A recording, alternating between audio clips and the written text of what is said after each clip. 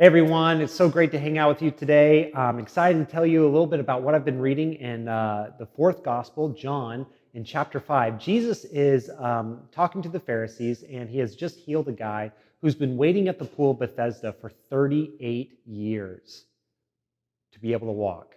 Wow, 38 years. That's a long time. It's longer than I've been alive, which is, I feel like a long time, but waiting at a pool, waiting to walk.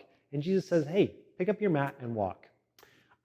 This happened on the Sabbath, and so the Pharisees and the religious leaders, they were very upset about this because you're not supposed to do any work on the Sabbath. It's a day of rest.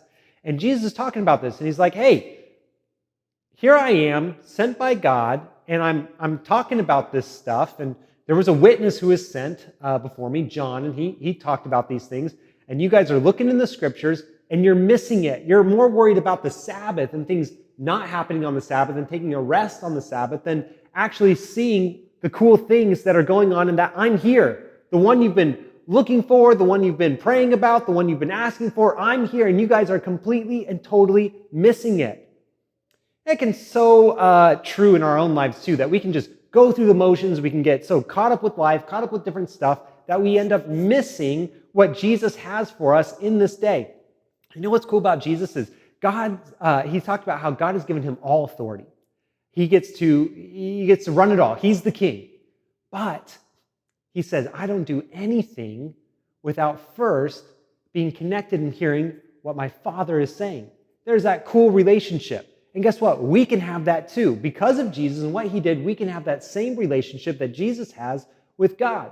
So let's not miss out on what Jesus has for us today. Let's not miss out on what God has for us today. Let's be connected to God.